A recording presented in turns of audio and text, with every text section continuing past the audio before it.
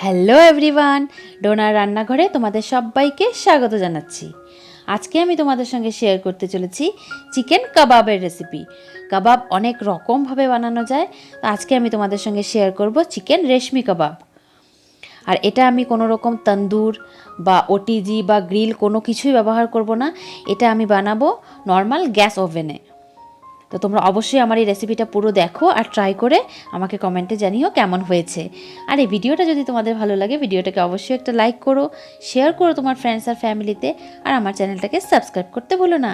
আর subscribe করার পর যে একটা বেল আইকন থাকে সেটাতে অবশ্যই প্রেস করে দিও, তাহলে আমি যখনই কোনো নতুন ভিডিও আপলোড করব তোমরা তার নোটিফিকেশন পেয়ে যাবে। তো চলো শুরু করি চিকেন রেশমি কাবাব বানানো। তো এর জন্য এখানে আমি নিয়ে নিয়েছি বোনলেস চিকেন, 12 থেকে 14 পিস হবে। তো এগুলো আমি এরকম কিউব সাইজ পিস করে কেটে নিয়েছি।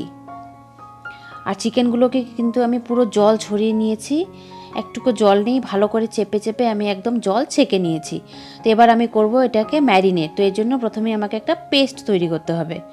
তো এখানে আমি একটা মিক্সার জার নিয়েছি, এখানে আমি দিয়ে দেবো 1/4 কাপ ধনে পাতা। তারপর আমি দেব 10 থেকে 15টা পুদিনা পাতা।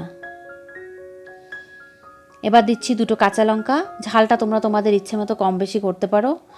এবার দেব 6 থেকে 8 কোয়া রসুন আর আধা ইঞ্চি একটা আদার টুকরো।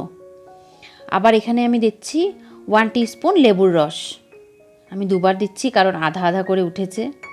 এবার আমি দিচ্ছি 1/4 টিস্পুন নুন, দিয়ে আমি এটা ভালো করে একটা পেস্ট বানিয়ে নেব।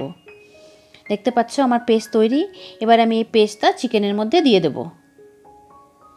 দিয়ে আমি ম্যারিনেশনের জন্য বাকি জিনিসগুলো অ্যাড করব। তো এখানে আমি নিয়ে নিয়েছি 2 টেবিল স্পুন টক দই।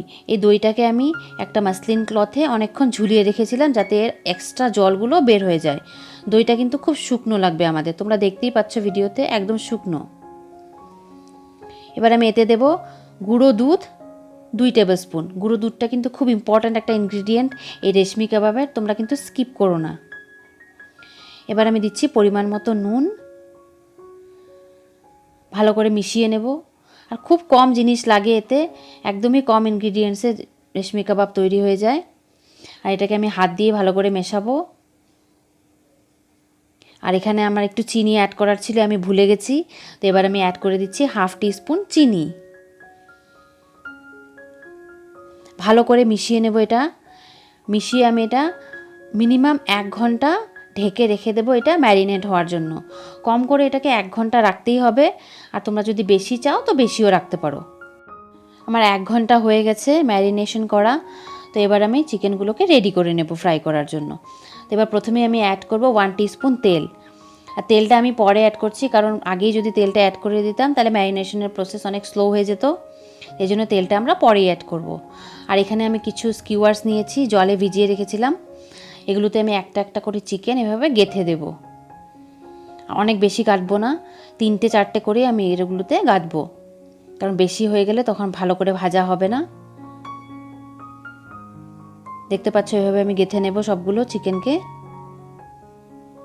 আর সঙ্গে কিন্তু একটু একটু মশলাও আমাদের যেন লাগানো থাকে চিকেনটাতে। এভাবে আমি সব চিকেনগুলোকে তৈরি করে নিয়েছি। এবার আমি যাব এগুলো ফ্রাই করার প্রসেসে। তো এখানে ফ্রাই করার জন্য আমি একটা তাওয়া নিয়ে নিয়েছি আর দিয়েছি 1 টিস্পুন তেল। আমি খুব কম তেল ইউজ করছি এতে। এবার একটা একটা করে স্টিক আমি এভাবে সাজিয়ে দেবো তাওয়ার উপরে, দিয়ে খুব লো হিটে আমি এগুলোকে 3 থেকে 4 মিনিট ভাজবো। 3-4 মিনিট হওয়ার পর আমি এগুলোকে উল্টে দিচ্ছি, দিয়ে এভাবে উল্টে পাল্টে আমি গোল্ডেন কালার হওয়া অবধি ভেজে নেব, আর যতক্ষণ অবধি না চিকেনটা সেদ্ধ হয়ে যায়। আর চিকেনটা সেদ্ধ হতে মোটমাট আমার 8 থেকে 10 মিনিট সময় লাগবে। আর এটা আমি কিন্তু একদম লো হিটে করব। এই আমার কাবাবটা একদম খাওয়ার জন্য তৈরি। কিন্তু এবার এটাতে আমি একটা টুইস্ট দেব। তো এখানে আমি নিয়ে নিয়েছি 1 টুকরো কয়লা। এই কয়লা দিয়ে আমি একদম কাবাবের তন্দুরের ফ্লেভার দেব। তো কয়লাটাকে আমি সামান্য গ্যাসে একটু জ্বালিয়ে নিচ্ছি। জ্বালিয়ে নিয়ে এবার এটাতে আমি 2-3 ফোঁটা তেল দিয়ে দেব। তেল দিয়ে সঙ্গে সঙ্গে আমি এটাকে একটা ঢাকনা দিয়ে ঢেকে দেব 2 মিনিটের জন্য। ব্যাস 2 মিনিট পরেই আমাদের কাবাব তৈরি সার্ভ করার জন্য। খুবই সুন্দর তন্দুরের ফ্লেভার এসছে এটাতে, ধোঁয়ার গন্ধ একটা, খুবই ভালো হয় খেতে, এটা একদম সফট, মুখে দিলেই গলে যায়। আর বানাতেও একদমই কম সময় লাগে, ম্যারিনেট করে রেখে দিলে জাস্ট 8 থেকে 10 মিনিটে কাবাব তৈরি হয়ে যায়। তোমরা অবশ্যই এটা ট্রাই করো আর কমেন্টে আমাকে জানিও কেমন হয়েছে। আর এই ভিডিওটা যদি তোমাদের ভালো লাগে ভিডিওটাকে অবশ্যই একটা লাইক করো। আবার ফিরে আসছি নতুন কোনো রেসিপি নিয়ে। Bye bye.